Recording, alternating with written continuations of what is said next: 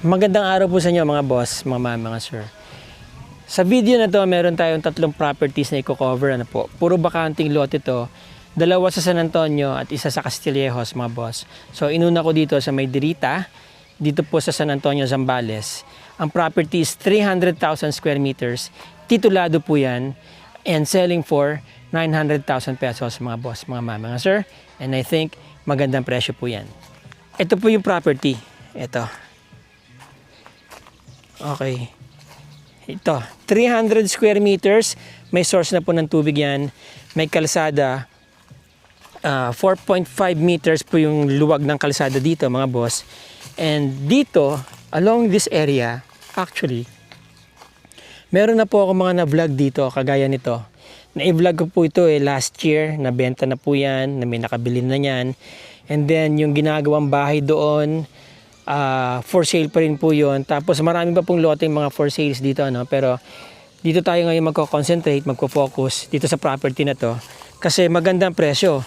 300 square meters, 900,000, mga boss. Titulado po yan. Pasilip po natin kay Chokokoy.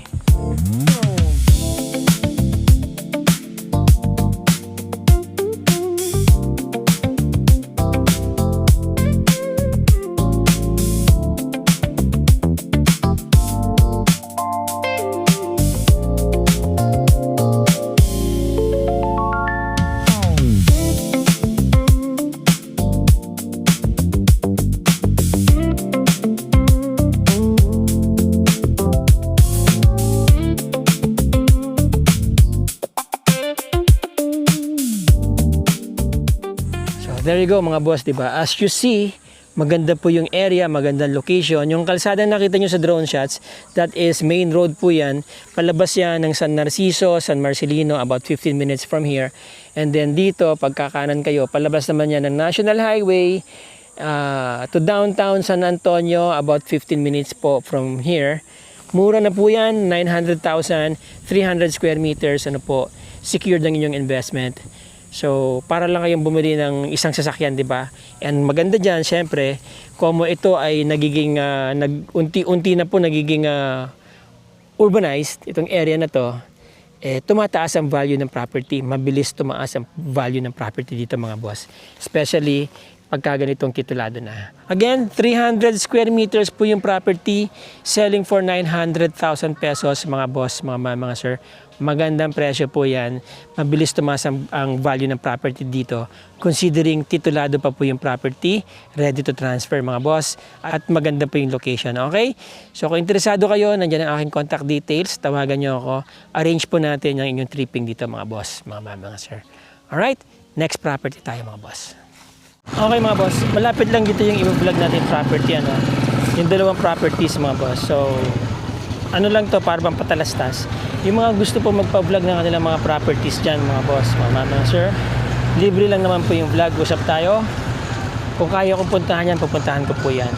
Now, may gusto kong ipakita sa inyo. Ito, gasoline station, O-Save, and then Alpha Mart. Yung property po ng for sale, banda lang dyan, tsaka dito. So, Barangay Luna, kaya walking distance lang po itong Alpha Mart, tsaka itong bagong bukas na O-Save, mga boss, mga sir.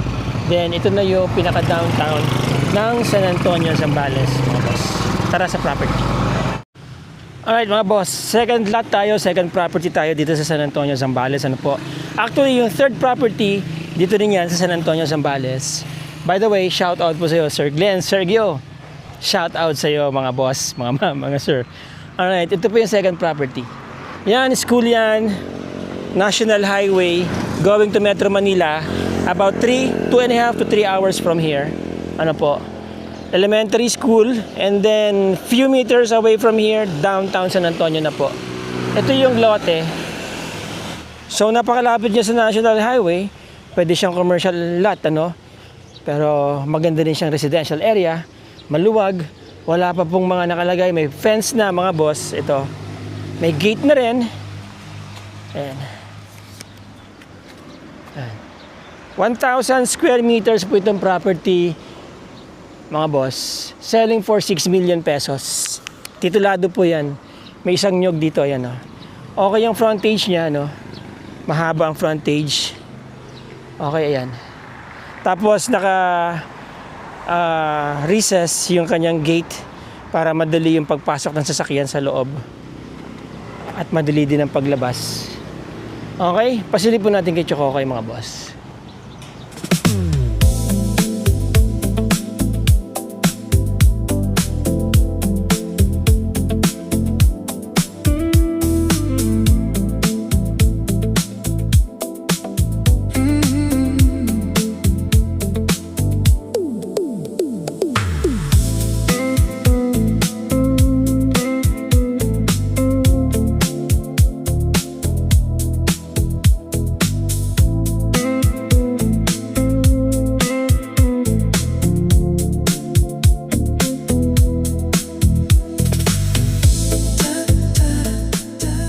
Alright, there you go mga boss. Fully fenced ang property ha.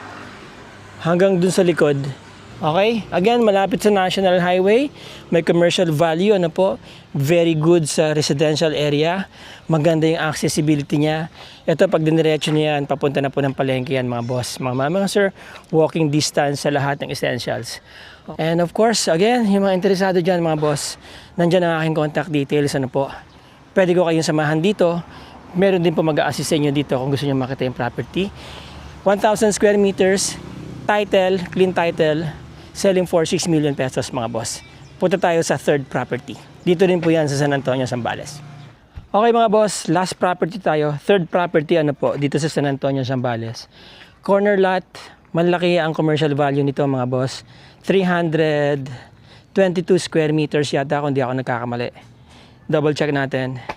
Okay, 322 square meters selling for 3.5 million mga boss. Ayan, corner lot po siya. Alright, maganda kalsada mga boss ha. Yan po, National Highway na yan, second block, no? National Highway. And itong street po na to is going to lead you to the public market. National Highway din po yon sa dulo. Actually, nandito yung public market mga boss. And I'm not sure kung ito yung National Highway. Tama, ito po yung National Highway mga boss. Okay? So, technically nasa Central Business District kayo ng San Antonio, Zambales. And San Antonio, Zambales is first class municipality. Pinupuntahan to ng mga turista. Ito pong lote na to, very ideal for Airbnb. Pwede rin kayo magpalagay ng isang commercial establishments, no? May mga nakatanim na puno sa loob mga boss. And this is also very ideal for residential area kasi walking distance po kayo sa mga essentials mga boss, mga sir. Alright?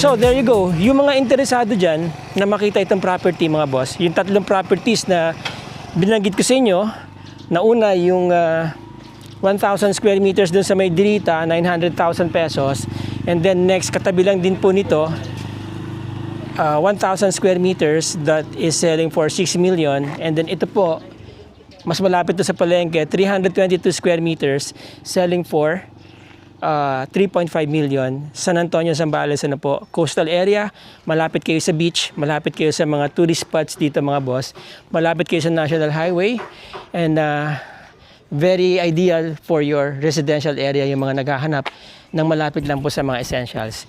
From Metro Manila, this is about 2.5 hours to 3 hours drive if you're coming from NLEX Balintawak exit mga boss, mga sir. Okay, there you go. Again mga boss, kung interesado kayo doon sa tatlong properties na yan, nandiyan ang aking contact details. Nasa description din ng video na to yung ibang contact details natin, pati yung ibang description ano po, pati Google Map ilalagay ko na rin dyan. Tawagan nyo ako, text nyo ako, PM nyo ako. Schedule tayo ng inyong tripping dito mga boss, mga sir. Again, maraming salamat sa inyo. Maraming salamat sa inyong oras at panonood. Let's be grateful every day mga boss, mga sir. See you on the next property vlog.